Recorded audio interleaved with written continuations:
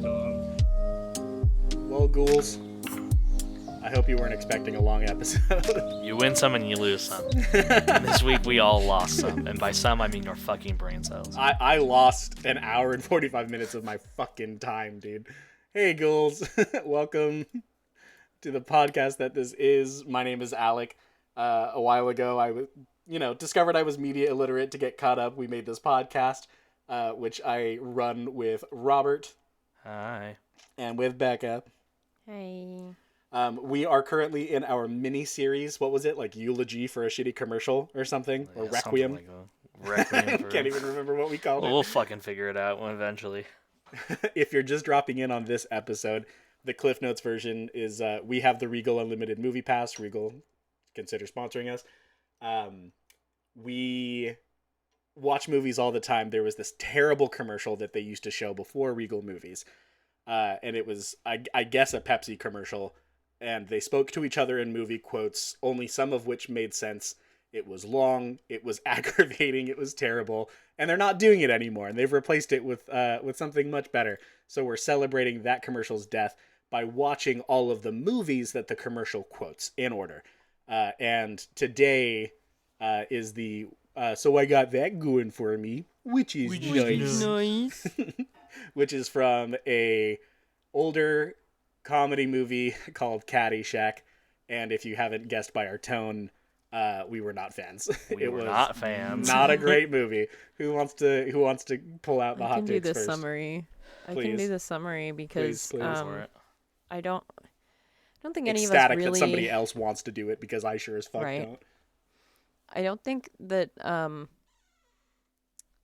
this movie has a very important plot. Basically, it's at a golf course. The owner of the golf course knows that there's important people coming to be at the golf course in the country club, and finds that there are gophers ruining the golf course, and sends Bill Murray, who is the one that says the quote, who is a very problematic character, and to destroy these gophers by any means necessary. So that's kind of like the main plot of the film, which is the subplot of the film, in fact, even though it's the first thing that happens. Then I guess you have the kid who is he's a caddy who wants to win a scholarship to go to school. Doesn't know what he wants to do at school, but he wants the scholarship because he wants to go to school, and he has a friend, the guy who caddies for, that's trying to dissuade him from doing that. And then you have the reason the gophers are there in the first place. They're coming from the construction site, which is across the street or whatever from the golf course. It's building I can't remember, some giant structure, maybe condos or something. Yeah, it was condos. And all the gophers have had to vacate, and so they come to the golf course. And the owner of the condos comes to the golf course as well because he wants to try and convince the owner of the golf course to give him the land so he can make more condos. But that's kind of it. It basically culminates in all of the subplots coming together where the kid has to let his scholarship ride on making on winning their game of golf, and the condo owner guy is there, part of that bet, part of that whatever they're doing in the game, and then the Bill Murray's character trying to kill the gophers with a bomb. And so, of course, there's this giant bomb that goes off and knocks the ball into the hole, so he wins, even though it's kind of sketchy, and that's basically it. They keep the golf course and get rid of the gophers. Except they don't get rid of the gophers because the best part of the movie is actually the credits where the gopher is bussing it the fuck down. Bussing it down. For 5 minutes. Go fussy into that shit. I love him. He's the only good thing about this movie. Literally the only good thing. And in any other movie, there were tits. There were tits. You're right. I take it back. That might be a bad part, though. How old were they? Yeah, I don't know. How old were the characters supposed to be? That's another thing, is that they don't really talk about the age of the niece. she's played by like a 32-year-old woman, but also that doesn't mean shit, especially in the 80s. And they kind of use her as a sex toy for like the entire movie. Like she sleeps with everyone. Because the kid, Because the she's one pretty. that's like, the one that, I don't know, parts of this movie revolve around. This movie doesn't even care about its own plot, so I don't know how the fuck I'm No. supposed to.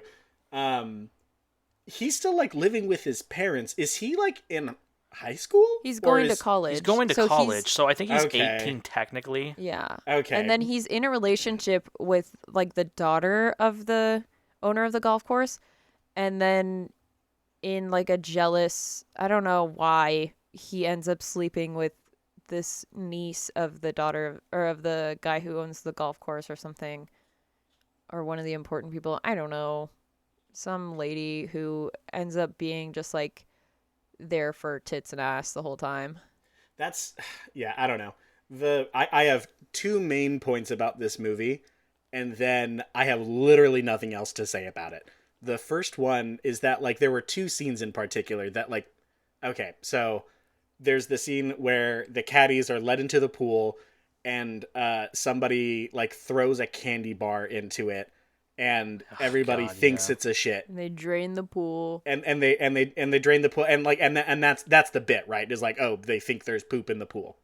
And then And he picks it up and then- eats it. Yeah, which of fucking course.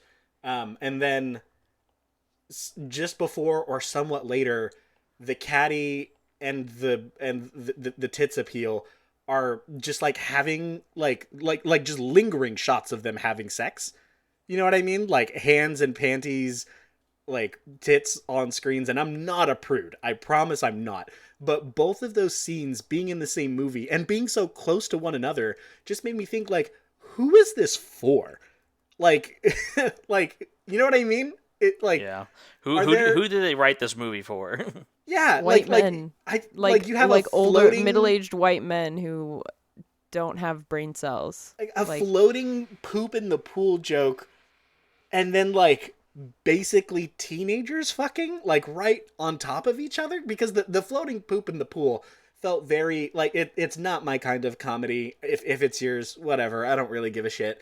But it felt like very like National Lampoon, like family comedy type stuff. Like Yeah, it feels like the kind of for children. yeah, like it feels like the kind of bit that those kinds of movies at that time reached to when they couldn't do like more risque stuff, you know?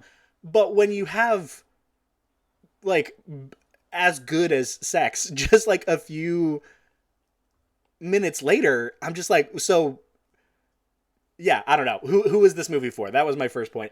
And then the second one, much shorter, is that it's a comedy movie that didn't make me laugh. So that's like Yeah, it made me like there was moments where I chuckled in like confusion and just like sheer like I don't want to say awe, but like what's the opposite of awe, you know? Like I mean, it is awe, but without the That positive awful. connotation. awful. it's just yeah. Just so like I can't believe that this not only was in a movie that was like made, but like a famous and successful movie. Like people like I've heard of Caddyshack yeah. like Yeah, my entire the- life, you know what Like I there mean? was Like there was a bit every once in a while. Like all of the jokes in the movie are ones that I have heard before. Not all of them. A lot of jokes in the movie are ones that I have heard before that I know come from this movie, like the scene with the pool and like the gopher and things like that. And obviously the quote that comes from it, which is nice. Like it's just how is it so iconic? I wasn't there in 1980, but like I don't get it. I don't understand. Like Yeah. usually we have this question of like why is it so culturally significant? Why was it this quote that was so culturally significant?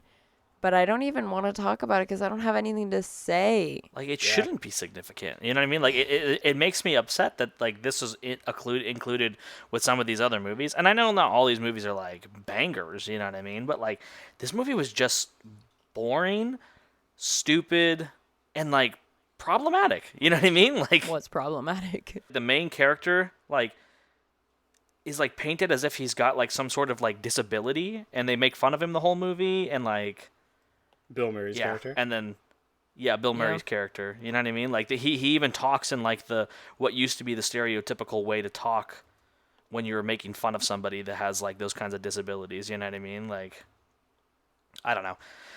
It was boring, unfunny, and problematic, and like you can't be all of those things. You know what I mean? Like Out of curiosity, I just pulled up the Wikipedia page and scrolled down to reception, and apparently these are not very hot takes. So I'm gonna read. Okay, good. okay.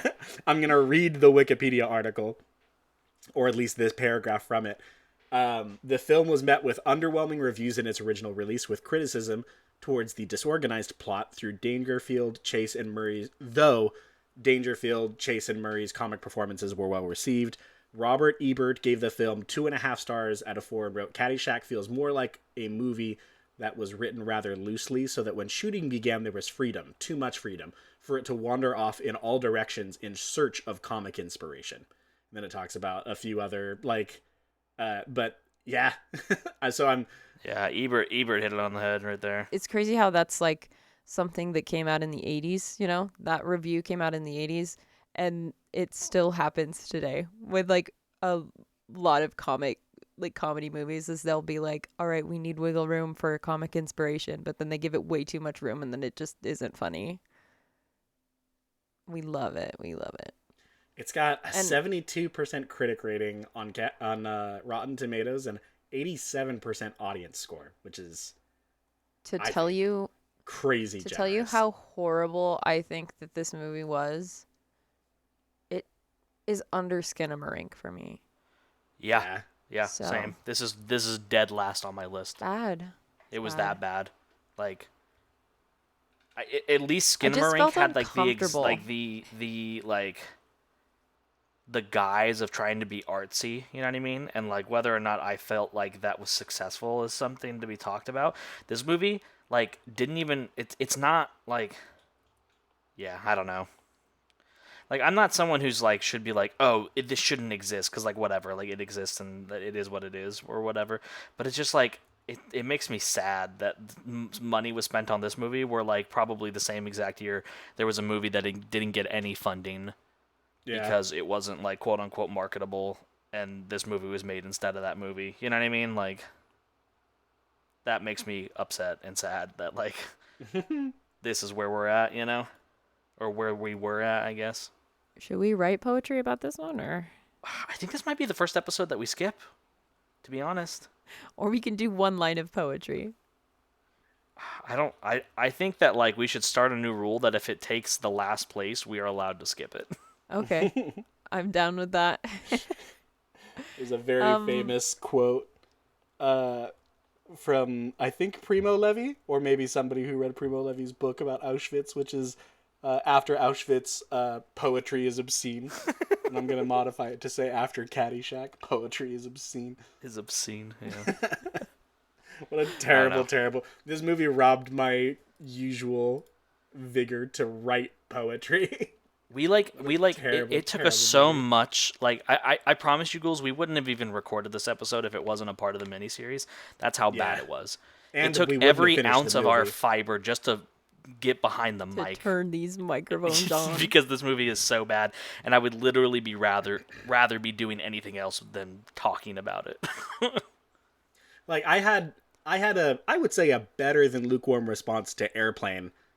And this movie makes Airplane look like fucking godly. Because I actually laughed during Airplane. I don't know. It's not my favorite comedic movie to have ever been made, but like the longest stretches between a bit landing for me in Airplane may have been like 5 minutes. You know what I mean? Like there might have been like a dry spell where I'm just like, okay, like let's keep it moving. Pick it up, And this entire The dry spells in this movie are like 30 minutes long. Like, Jesus Christ.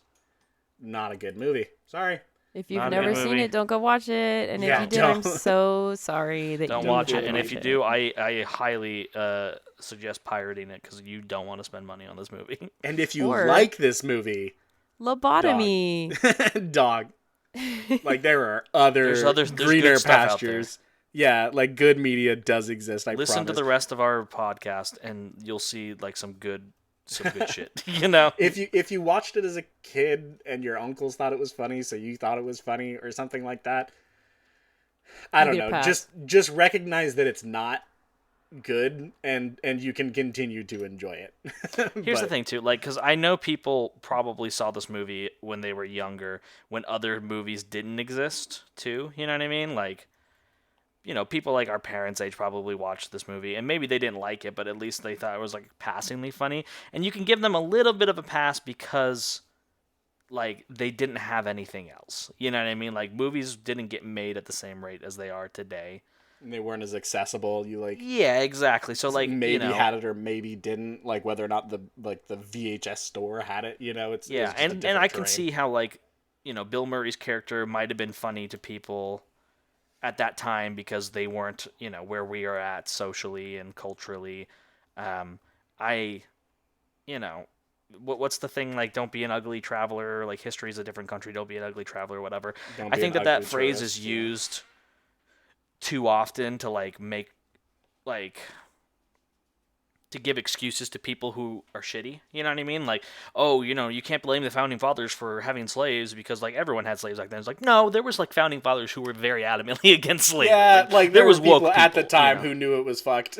So, You know what I mean? So, like, when you're talking about that, like, those kinds of things, then, like, yeah, no, I don't believe in that. But I do think that phrase has some merit, every now and then. And I think this is one of those situations where it's like, okay, I can see why at the time nobody would have blinked an eye at this. So I'm not gonna, like, I'm not gonna call you fucking ableist or whatever if you thought this movie was funny when you saw it for the first time. If you saw it for the first time in 2023 and you thought it was funny, you're fucking ableist.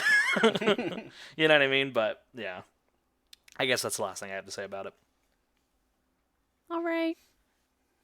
big thumbs down Big from thumbs the down. Undead Poet Can Society. we do, folks. like, the It is crazy how foghorn? much more I would rather watch Skinamarink than this movie. Like leaves. Listen to our Skinamarink episode, and then you'll know how bad I thought this movie was. This movie's got stink lines above it, dude. It's got fleas jumping around. I think I want to go watch Skinamarink now because I feel like I'd feel better after watching it than I do now. Oh well. Anyways, Good night, ghouls. Good night, Good night. ghouls. Bye. Bye.